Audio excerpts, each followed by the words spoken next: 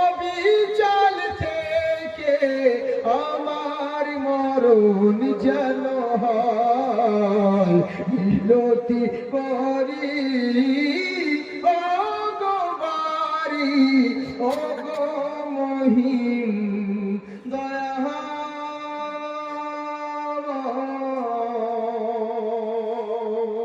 যাই হোক বাবজি শোনা রয়েছে, যারা জুতো পরে দাঁড়িয়ে আছেন তাদেরকে বলবো জুতোটাকে খুলে ওর উপরে দাঁড়িয়ে যান, জুতোটাকে পায়ের তলে রেখে দাঁড়ান, কারণ আল্লাহর কাছে আমরা চাইবো, আমরা সবাই ভিখারি।